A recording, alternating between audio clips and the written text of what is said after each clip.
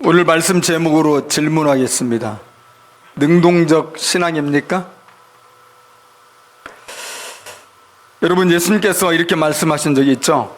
아버지께서 일하시니 나도 일한다.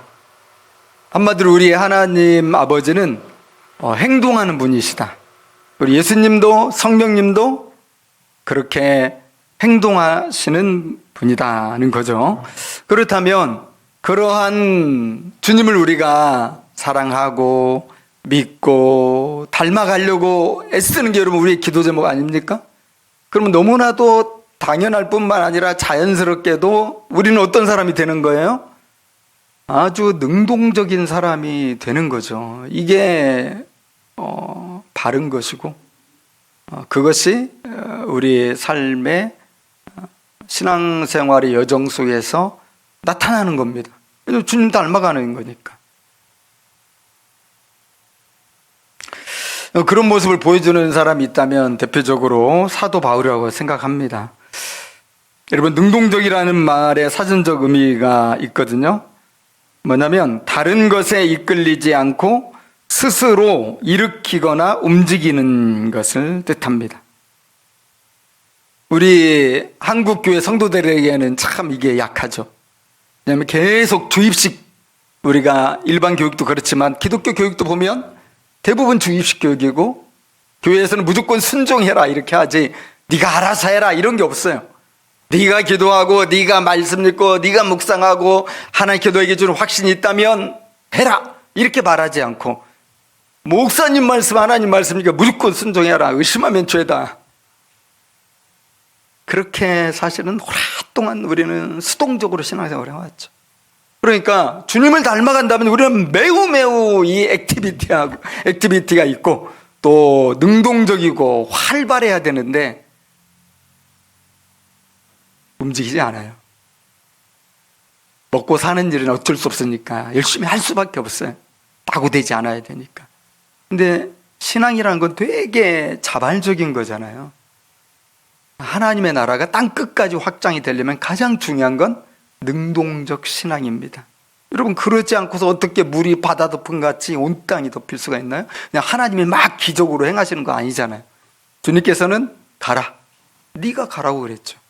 네가 하라고 그랬죠. 왜 주저하느냐, 왜 머뭇거리느냐. 주님은 내가 너와 함께 할 테니 가라. 우리는 참 그런 교육을 잘 못 받은 것 같아요. 그러다 보니까 능동적이란 말이 이야기하는 것처럼 다른 것에 이끌리지 않고 스스로 일으키거나 움직이는, 이걸 잘 못하는 거죠. 능동신앙은 그래서 나타나는 특징의 한 가지가 뭐냐면 낙심하고 실망스러운 상황이 당연히 있는 거잖아요. 근데 능동신앙은 항상 그 부분에서 그들 딛고 앞으로 나아간다는 거거든요. 그런 모습을 바울이 오늘 보여주고 있고, 또 아굴라 부부도 그런 걸 보여주고 있어요. 그것도 좀 살펴보면서 어떻게 하면 우리도 능동신앙이 되어서 정말 주님을 기쁘시게 하고, 여러분, 능동적으로 해서 뭔가 열매가 있으면 우리의 삶이 불행할까요? 아니면 슬플까요? 짜증날까요? 얼마나 기쁘겠습니까? 남이 시켜가지고 뭔가 하면요 별로 안 기뻐요. 주님은 우리 인생이 행복하기를 원하세요. 기쁘기를 원하세요. 그러니까 네가 알아서 하고 내가 너 도와줄 테니까 이루어라, 주님 말씀하시는 거죠.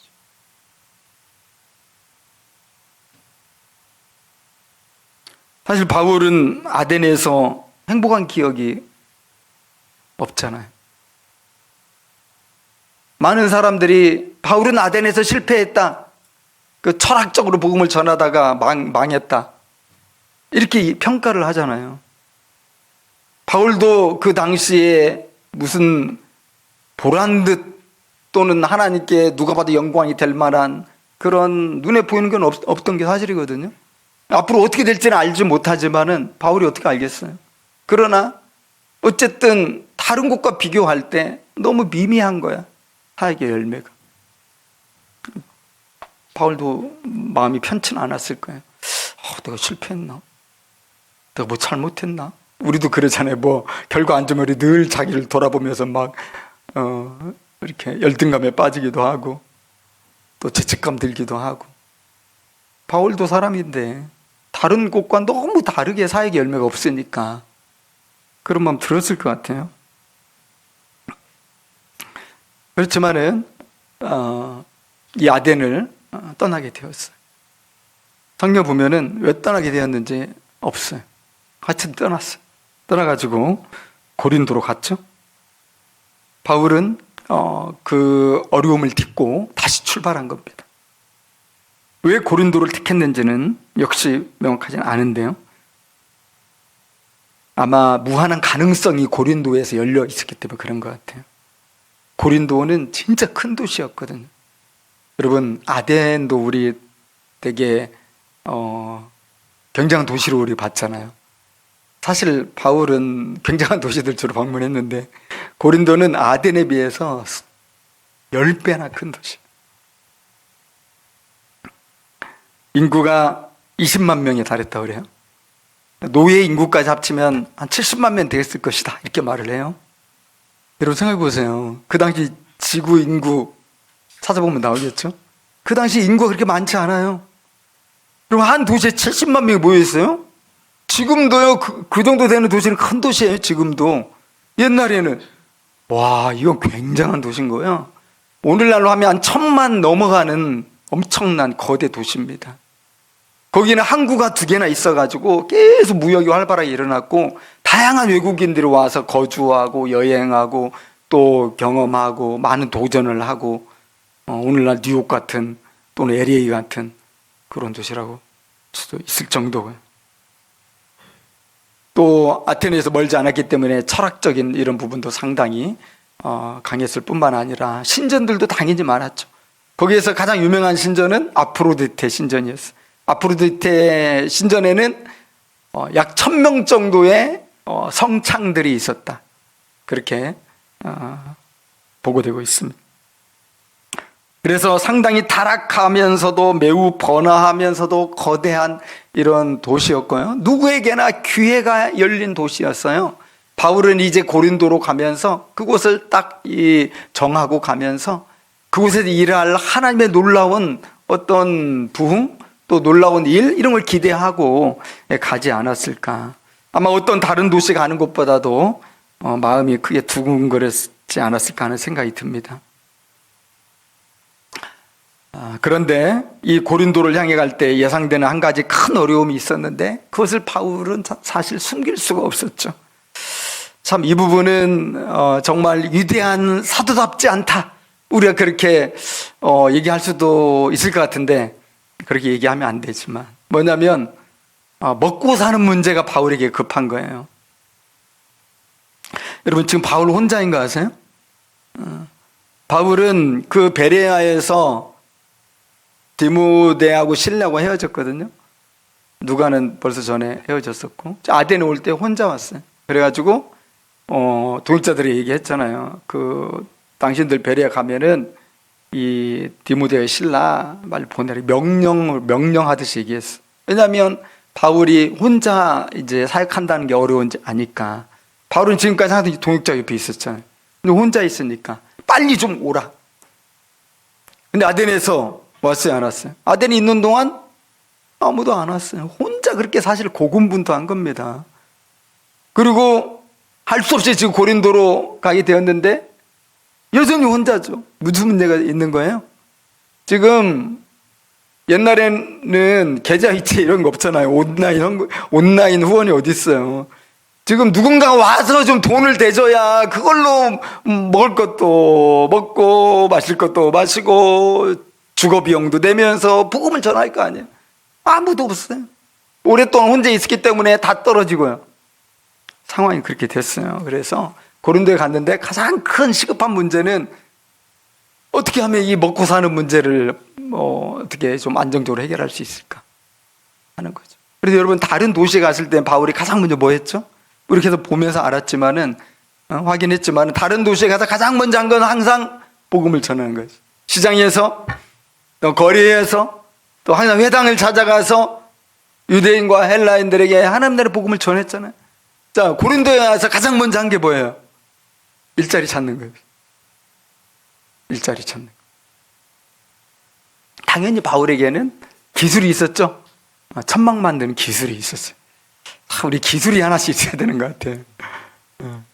천막 만드는 기술이 있어가지고 이제 그걸로 어떻게 생계를 해결할 수 있는 길은 없을까 하고 이제 고린도 도시를 이것저것 떠돌면서 찾아 나선 거죠.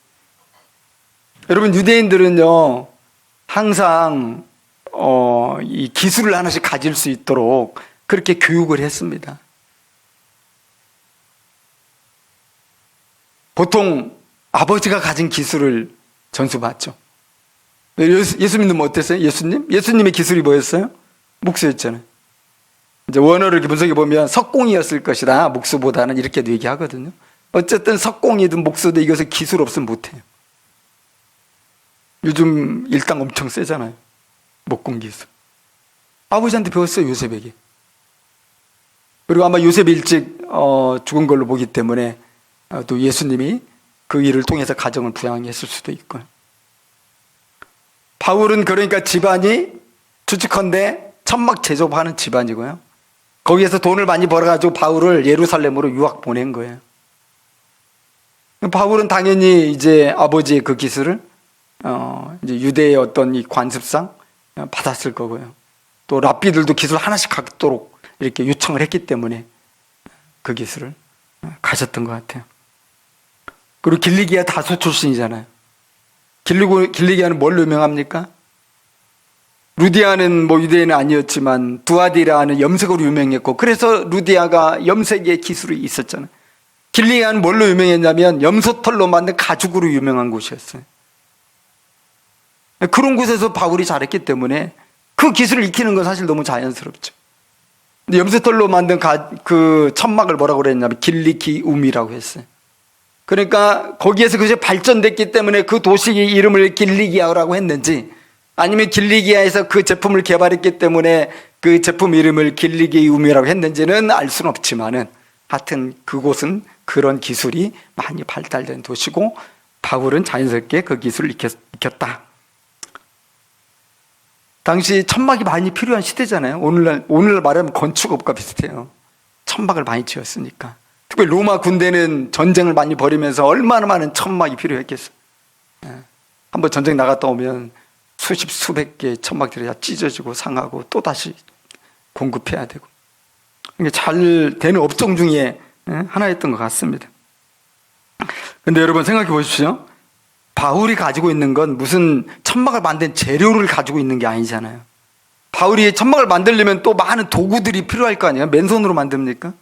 많은 도구들, 기구들 필요할 텐데, 바울은 지금 그 노하우, 어떤 손기술만 가지고 있지 아무것도 없어요. 그러니까 이 고린도에서 돌아다니면서 뭘 찾는 겁니까? 천막 만드는, 천막 제조업하는 그런 공장이나 그런 업자들을 찾아다니는 거죠. 혹시 있나? 혹시 내가 이럴 자리가 있나? 그러다가 한 사람 만났죠. 2절에 보면 같은 업을 가진 아굴라를 만났다. 참 이게 중요한 것 같아요. 이 아굴라를 바울이 어떤 식으로 만나게 됐냐는 거예요. 아굴라가 바울에게 찾아온 거 아니잖아요. 오, 위대한 사도님 오셨습니까?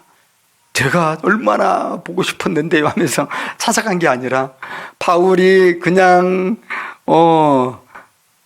여기저기 돌아다니다가 겨우겨우 만나게 된 사람이죠. 2절에 보면 하반절에 있죠. 바울이 그들에게 갔다고 했습니다.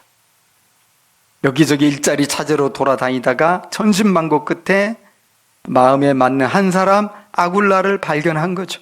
2절에 보면, 상반절에 보면 만나니 돼 있죠. 아굴라라는 본도에서 난 유대인 한 사람을 만나니, 이 만났다는 말은 이 헬라어 쓰인 거 보면은 의도적인 이런 만남은 아니었고요. 우연히 만났다는 겁니다. 하나님은 우연 속에서 일하시잖아요. 우연히 만났어요. 근데 만나가 보니까 같은 유대인이네? 아니, 또 같은 기술을 가지고 일을 하고 있는 천막 제조업이네? 딱 찾는 사람인데, 거기다 또 한 가지 놀라운 것이 있는데, 그게 뭔지 아세요? 이 아굴라 부부가 벌써 예수를 믿고 있는 사람이네? 세상에. 바울은 어디 가든지 믿는 사람이 없었기 때문에 항상 맨 땅에 헤딩하듯이 복음을 전했는데 세상에 고린도에 왔더니 이미 예수 믿는 사람이 있는 거예요. 그들은 어디서 신앙을 가졌을까? 지금 어디서 왔죠? 이들이? 로마에서 왔어요. 그러면 우리 추측해 볼 수 있어요. 오순절날 그 로마 디아스포라들이 예루살렘에 왔다가 성령 체험을 하고 다시 돌아갔거든요. 그래서 로마 교회가 세워졌잖아요. 자발적으로. 바울은 로마에 한 번도 가보지 않았지만 로마 교인들 향해서 편지를 쓰잖아요. 로마서. 그러면은 지금 이 아굴라 부부가 그 로마에서 신앙생활을 하다가 고린도로 온 겁니다. 마침 바울을 만난 겁니다. 여러분, 홀로 외로웠던 바울이 이런 믿음의 동역자를 만났는데 얼마나 감사한 일이에요. 얼마나 신나는 일이에요. 와, 정말 하나님의 선물이다. 얼마나 주님을 찬양했겠어요. 여러분, 우리가 기억해야 되는 한 가지가 아니겠습니까? 바울이 어떻게 만났냐는 거예요. 능동적으로 온 거리를 헤매고 온 시장을 돌아다니며 그 넓은 고린도를 이것저것 뒤지면서 어디 일자리가 있나 없나 적극적으로 찾아다니는 가운데 만난 거죠. 여러분, 정말 내가 여기 온 거 하나님이 아시니까 하나님께서 나에게 사람을 붙여주실 거야. 내가 주님의 일을 하러 왔는데 주님의 동역자를 보내주실 거야 하면서 기도만 하고 기다린 게 아니잖아요. 능동적으로 주님이 어떻게 일하시는가 확인하기 위해서, 주님이 혹시 준비하신 것이 있나 찾기 위해서 그렇게 돌아다닌 거예요. 그래서 만났습니다. 아마 바울은 예수님께서 말씀하셨던 구하라, 찾으라, 두드리라, 구하는 자가 얻을 것이고 찾는 자가 찾을 것이고 두드리는 이에게 열릴 것이냐 하는 이 말씀을 묵상하면서 가지 않았을까? 그렇게 생각해 봅니다. 처음 간 고린도라는 거대한 도시에서 길도 잘 모르고 구글이 있는 것도 아니어서 무지한 상태에서 아는 사람 하나도 없는 가운데서 이렇게 저렇게 돌아다닐 때 여러분 얼마나 힘들었겠어요? 얼마나 피곤했겠어요? 얼마나 쉽게 지쳤겠습니까? 그러나 인내심을 가지고 행동했죠. 근데 우리가 또 한 가지 참 놀랍다고 생각되는 게 그거잖아요. 와, 그때 아굴라 부부가 왜 거기에 있었을까? 왜 있었어요?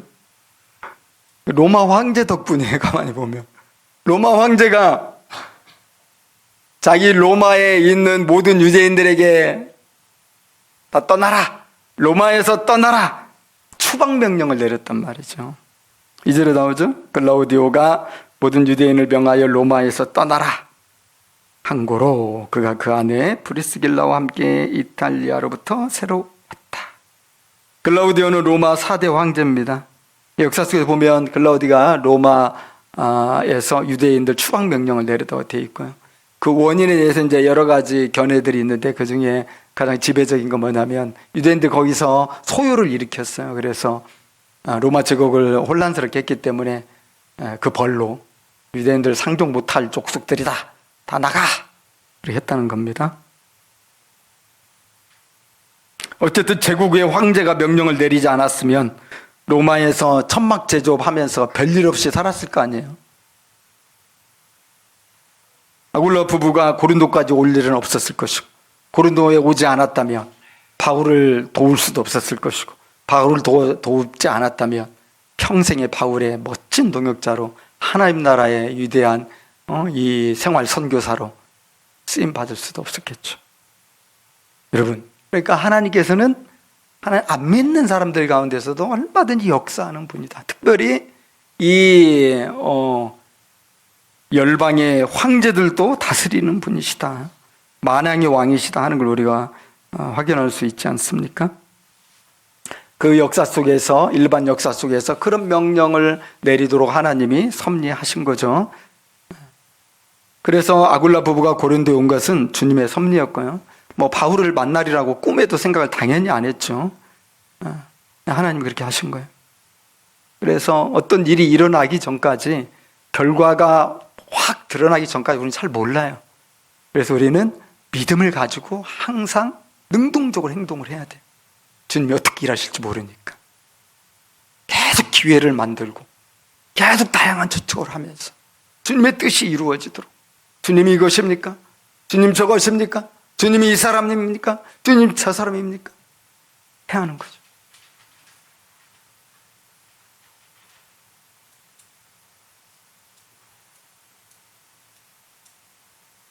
그렇게 해서 바울이 아굴라 부부를 만났고 거기서 드디어 일을 하게 되어서 생계가 해결되니까 그 이후로 이제 안식일마다 이 유대인과 헬라인들에게 회당에 찾아가서 복음을 전했다. 그러면서 고린도 가운데 놀라운 이제 구원의 역사가 일어나고, 나중에 보면 알겠지만 다른 곳보다도 에베소 다음으로 가장 길게 머물렀던 곳이 1년 6개월을, 다른 곳은 그냥 몇 주 또는 몇 개월인데 놀라운 일이 일어나게 된 걸 볼 수가 있습니다. 여러분, 바울뿐만 아니에요. 아굴라 부부도 매우 능동적 신앙을 가진 사람이에요. 그들이 로마에서 떠나라 이런 황제의 명령을 들었을 때 여러분, 이것이 얼마나 황당하고 당황스러웠겠습니까? 여러분, 요즘 최근에 미국의 트럼프 대통령이 외국인들 다 떠나라, 외국인들이 아니죠, 이주민들 다 떠나라, 불법 이민자들 다 떠나라, 그렇게 하고 있죠. 심지어는 그 유학생들 비자까지 취소한다고 그러더라고요. 아니, 지난 2년 3년 동안 열심히 공부하고 이제 학위를 눈앞에 두고 있는데 비자를 안 내주면 어떻게 합니까? 너무 황당하고 너무 당황스럽고 또 억울하죠. 근데 벌써 그런 유학생들이 수백 명이 이른대요. 그 중국인 유학생 인터뷰를 직접 이렇게 들었거든요. 우리 한국 유학생들도 상당히 긴장하고 있다고 그렇게 합니다. 여러분, 로마를 떠나라, 트럼프와 비슷하죠. 그 말에 아굴라 부부가 얼마나 막막했겠습니까? 아마도 하나님께 부부가 손을 맞잡고 기도하면서 우리 어떻게 해야 되느냐, 도대체 어떤 나라 어떤 도시로 가야 하냐 부르짖지 않았겠습니까? 그러나 그들은 실망과 낙담을 넘어 움직였습니다. 많은 교회가 있을 만한 큰 도시 고린도로 들어왔습니다. 아마 바울보다 먼저 도착했겠죠. 하나님의 은혜로 겨우 자리 잡고 천막 제조업을 시작할 수 있었던 것 같고요. 그 당시에는 1층에는 이 터를 일하는 작업장을 만들고 2층에 이제 거주하는 거주지를 만들고 그런 식으로 그렇게 건물이 되었다고 하는데요. 그렇게 일을 하고 있는 상황에서 갑자기 바울이 자기들을 찾아온 거죠. 이건 아굴라 부부에게도 되게 반가운 만남이었을 것 같아요. 그 정말 힘든 고린도에서 뭔가 이 새로운 일을 벌이고 있는 상황이잖아요. 믿는 사람들도 없고. 근데 이렇게 믿음이 정말 대단한 선교사 바울을 만났으니, 또 보니까 같은 또 기술을 가지고 있으니 얼마나 동역하기 좋았겠어요. 아굴라 부부도 되게 힘이 났겠다, 이런 생각이 듭니다. 여러분, 아굴라 부부가 얼마나 능동적이에요. 삶의 터전을 포기하도록 강요받았지만 담대히 고린도까지 왔고, 그 고린도에서 또 정착해가지고 사업을 벌일 정도였잖아요. 또 처음 본 바울과 함께 기꺼이 동업을 하고요. 근데 여러분, 정말 더 놀라운 일은 사실은 이후에 벌어집니다. 그건 뭡니까? 이 아굴라 부부가 사도 바울에게 제자 훈련을 받는 거예요. 여러분, 생각해 보세요. 이렇게 일하고 이제 해지고 나면 이제 모든 일이 끝나게 되는데, 그 긴 저녁 밤 동안 뭘 했겠습니까? 그 집안에서 함께 기거했는데, 여러분, 바울이 가만히 있었겠어요? 그래서 성경을 가르쳤겠죠, 당연히. 아굴라 부부도 이미 믿는 사람이어서 말씀에 대한 갈급함이 있었을 것이고, 주님을 더 알고 싶은 이 열정도 있었을 테니까 날마다 또 말씀을 배우고 성경을 배우면서 일하면서 그래 지내지 않았겠습니까? 희미한 등잔불 아래에서 말씀을 깨닫는 기쁨을 만끽했을 것 같아요. 그래서 아굴라 부부는 한 번도 이렇게 사도에게 가르침 받은 적이 없었기 때문에 복음 진리의 정수를 배웠을 것 같아요. 여러분, 이것이 바로 아굴라 부부가 평생 바울의 동역자 된 이유입니다. 괜히 우리 로마서 16장 보면은 그때 이미 아굴라 부부는 다시 로마에 들어가 있었거든요. 아굴라 부부에게 문안해라 하면서 그는 나를 위해 자기 목숨을 아끼지 않고 내어줄 정도고 모든 교회가 아굴라 부부에게 감사한다고 그랬단 말이에요. 그런 아굴라 부부가 어디서 만들어졌겠냐고요.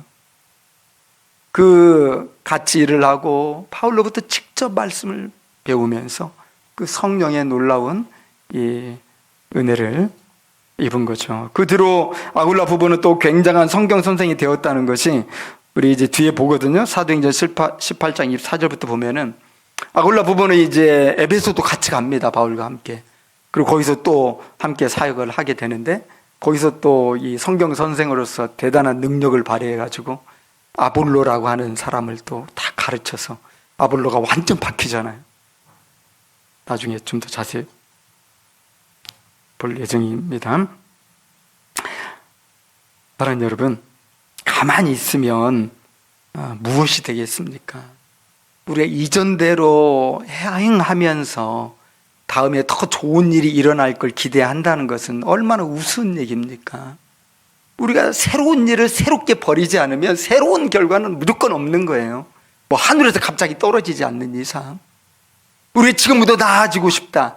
지금보다 더 새로워지고 싶다. 지금보다 더 행복하고 기쁘고 성취를 온전하게 누리는 정말 주님의 동역자로 한번 멋지게 살아보고 싶다. 그러면 어떻게 해야 돼요? 새로운 일을 해야죠. 새로운 도전을 해야죠. 아무것도 하지 않으면 아무 일도 일어나지 않고요. 새로운 일을 벌이지 않으면 실패도 없지만 새로운 가능성도 없어지는 거예요.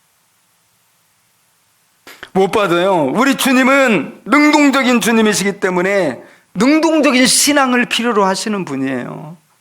가만히 있는 사람을 통해 주님은 주님의 일을 하시기가 어려워요. 베드로 보세요. 주님이시라면 저를 바다 위로 걸어오라 하십시오. 뛰어들잖아요, 바다로. 그런 베드로, 그런 주님을 믿는 믿음 안에서 무엇이라도 능동적으로 행하는 이런 베드로를 통해 주님은 주님의 일을 하시는 거죠. 우리가 능동적 신앙으로 거듭내야 되겠다 이런 생각 많이 하는데 저도 참 많이 부족한데 우리가 두 가지 산을 넘어야 될 것 같아요. 첫 번째 산은 아이디어 집착입니다. 아이디어 집착. 많은 사람들이 앉아서 이야기하고 아이디어 수집하고 전략을 세우는데 많은 회의를 하고 많은 토론을 하고 많은 시간을 쏟다 보니까 너무 피곤해요. 아이디어 회의하고 나서 아무것도 안 해. 뭘 결정했어도 지쳐서 다음에 해야지. 혹은 그냥 한 점씩 미루고요. 그냥 피곤한 일. 그래서 참 옛날에 재밌는 그 얘기가 있는데 그게 참 허튼 소리는 아닌 것 같아요. 회의가 많으면 회의가 생긴다. 왜냐하면 되는 거 놓고 맨날 모여서 회의만 하니 얼마나 피곤합니까? 네이버 최연소 임원이면서 카카오 대표였던 전문가가 말하는 걸 들었거든요. 근데 저는 그 말이 너무 한편으로 충격이기도 하고 너무 낯설기도 하고 진짜? 무슨 말을 하냐면 아이디어가 가치가 없다는 거예요. 더 이어서 하는 말은 아이디어가 없었던 적이 없었다는 겁니다. 항상 아이디어는 차고 넘쳤다는 거예요. 그럼 뭐가 문제라는 거예요? 이것을 끝끝내 구체적으로 오랫동안 성실하게 실천하는 사람이 없는 거예요. 혁신은 아이디어가 없어서 없는 게 아니라 능동적으로 실천하는 게 부족하기 때문에 혁신이 일어나지 않는다. 끝까지 해내야 되는데. 우리 재밌는 말이 있잖아요. 끝날 때까지 끝난 게 아니다.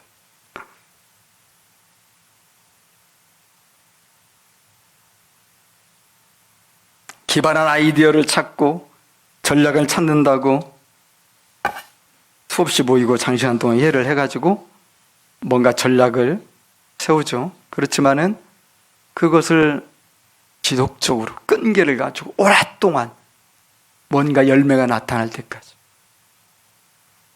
이것이 안 되면 저것을 하면서 그렇게 구체화시키지 않는다면 아무것도 아니게 될 것입니다. 행함이 없으면 죽은 거죠. 무엇이든지. 그런 점에서 바울과 아굴라 부부는 능동적인 신앙의 귀감이 아닌가 합니다. 여러분, 오늘 본문 되게 짧죠? 4절만 오늘 읽었는데요. 여기서 놀라운 점이 발견돼요. 이 4절 안에 동사가 몇 개 나온지 아세요? 동사가 9개가 나와요. 짧은 4절이지만요, 여기에서 엄청나게 많은 일들이 일어났다는 거예요. 다른 웬만한 성경 4장보다도 더 많은 일이 이 짧은 4절에서 일어났다는 겁니다. 신앙이 능동형이 되는 데 있어서 우리가 또 하나 극복해야 될 사항이 있습니다. 또 넘어야 될 산이 있는데요. 그것은 분명한 방향을 잡기까지는 우리에게 수동적 과정이 필요하다는 것입니다. 무조건 움직이는 것이 중요한 것이 아니라 어디로 움직여야 될지, 어떤 식으로 움직여야 할지 확고한 방향을 하나님 앞에서 먼저 잡는 것이 중요하다는 것이죠. 저는 이것을 능동을 위한 신적 수동이다, 그렇게 부르고 싶어요. 신적 수동. 이것이 바울에게는 있었다는 겁니다. 그래서 그가 많은 일을 하지만 이것이 허튼 행동들이 아니었다는 거예요. 하나님의 나라를 위하여서 유의미한 열매를 맺을 수 있었던 것은 그가 능동적으로 행동하기 전에 충분하게 신적 수동의 시간을 가졌다는 겁니다. 오늘 본문에도 우리가 확인해 볼 수 있죠. 18장 1절에 보면 그 후에 바울이 아덴을 떠나 고린도에 이르렀다. 단순한 표현이라고 할 수 있겠지만요, 여기 동사 벌써 2개 나오죠. 떠났다, 이르렀다. 이 떠나는 헬라어로 보니까 수동태로 돼 있어요. 그러니까 고린도라는 곳에 이르렀다는, 이건 또 능동형이거든요. 능동적으로 고린도에 가기까지 바울은 신적 수동의 시간을 아덴에서 가진 거라는 거예요. 여러분, 바울 기도하는 사람이잖아요. 사이에 미미하고 생각보다 열매가 적을 때 바울도 고민이 됐겠죠. 다른 곳과 다르니까. 그러니까 기도 많이 하고 주님의 뜻을 묻고 말씀을 묵상하고 이런 시간을 가졌을 것이고, 제가 볼 땐 바울은 거기서 더 사역하고 싶었을 것 같아요. 그의 기질상 이대로 내가 물러날 수 없다, 이곳에도 주님의 뜻이 있을 텐데 하면서 정말 더 열심히 막 철학을 연구하고 또 복음을 연구하고 하면서 이런 마음이 있었을 것 같은데, 하나님은 떠나라고 하셨던 것 같아요. 그렇기 때문에 수동형이 쓰여진 거예요. 떠나게 되었다, 이런 거죠. 여러분, 바울은 자신이 떠나야 된다는 걸 인정했을 때 비로소 능동적인 태도를 가지고 고린도를 향해 나아갈 수 있었습니다. 만약 바울이 하나님 앞에서 수동적인 이런 태도를 가지고 하나님의 인도하심을 확신하지 못했다면 바울은 결국 고린도로 나아갈 수 없었을 것입니다. 그러면 여러분, 우리는 어떻습니까? 움직이기 전에 멈추어 있을 줄 알아야 됩니다. 왜 그렇습니까? 방향을 확고히 하기 위해서, 하나님을 기쁘시게 하는 주님의 뜻을 확인하기 위해서 우리는 주님 앞에 머물러서 그 신적인 수동을 충분히 가져야 된다. 그런 시간이 있어야 우리의 모든 행동들이 이제 의미 있는 능동적 행동이 될 수 있을 것이고, 주님을 기쁘시게 하는 그런 행동이 될 수 있을 거라는 거죠.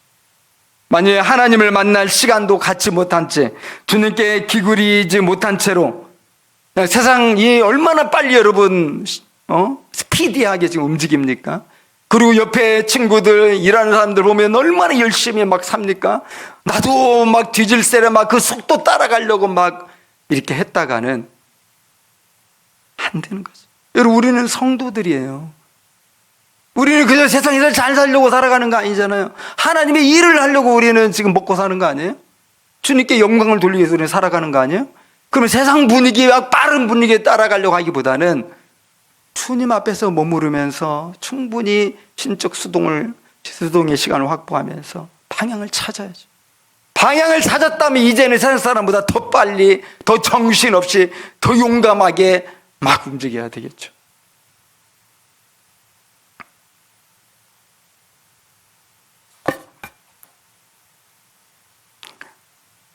그런데 수동신앙의 부재 속에서 역동적으로 행동하는 성도들이 있을 수 있거든요.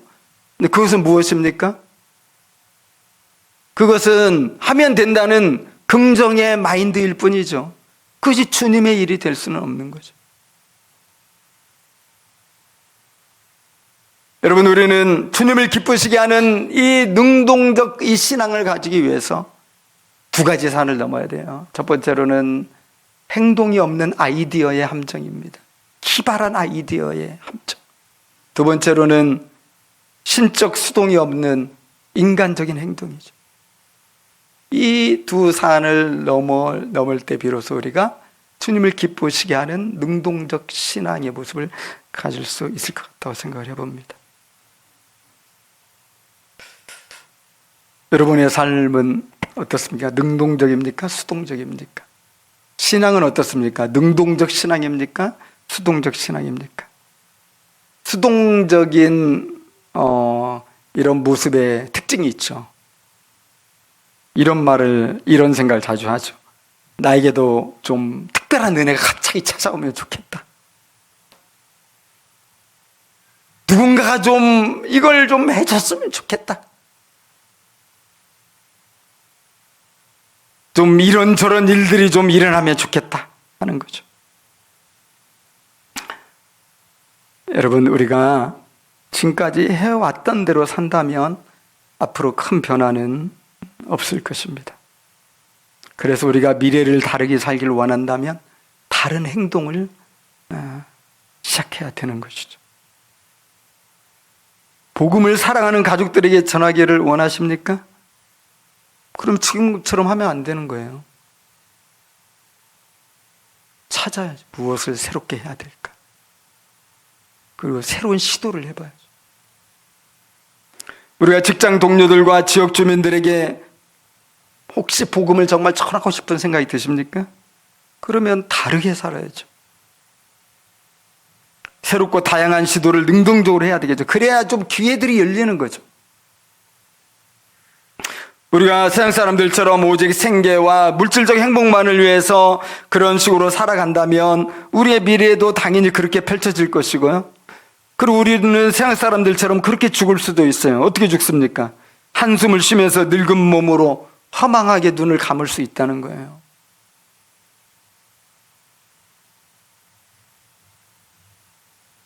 여러분, 지금까지 해오던 방식과 습관에 머물러 서서 새로운 도전과 새로운 시도를 못한다면 우리 마음속에 주님을 기쁘시게 하고자 하는 마음이 있을지라도 우리의 인생이나 또 우리의 복음 전도나 선교에는 열매 없던 과거를 답습할 수밖에 없을 것입니다. 사랑하는 성도 여러분, 능동적 신앙으로 거듭나서 우리 인생과 우리 교회가 새로운 기회를 맞이하고 새로운 구원의 역사를 써내려가면 좋겠습니다. 여러분, 우리에게는 희망이 있어요. 소망이 있어요. 그게 무엇입니까? 내 삶은 주님이 책임지고 계시다는 거죠. 너희가 나를 택한 것이 아니라 내가 너희를 택하여 세웠다. 내가 너를 도와주겠다. 내 의로운 오른손으로 너를 붙들어 주겠다. 내가 어디 가든지 내가 너와 함께 하겠다. 무슨 일을 하든지 내가 너를 지켜주겠다. 세상 끝날까지 내가 너를 고아처럼 내버려 두지 않을 것이고 영원히 함께 하겠다. 여러분, 정말 얼마나 좋아요. 이것이 우리의 희망이에요. 이것이 우리의 소망이에요.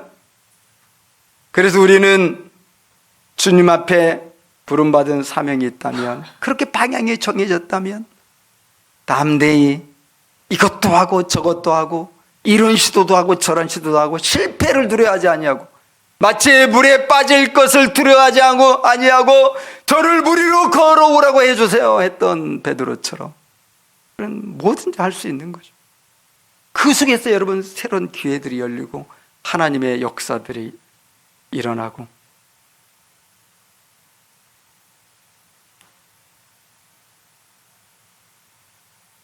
여러분, 오늘은 종료주일입니다.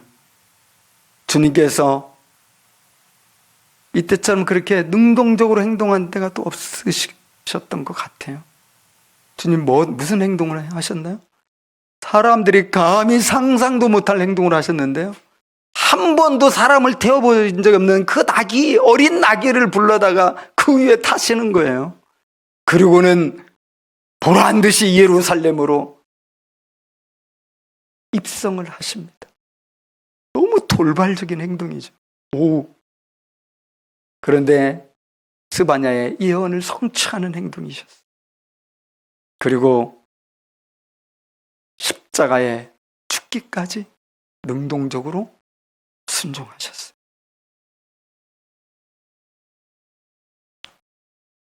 사랑하는 여러분, 우리도 주님을 따라갑시다. 주님을 위하여서, 하나님의 나라를 위하여서, 주님의 교회를 위해서 일어나 빛을 발해봅시다. 이것도 하고 저것도 하고 뭔가 좀 능동적으로 해낼 수 있는 우리 모든 성도님들 되시기를 주님의 이름으로 축복합니다. 우리 함께 기도하겠습니다.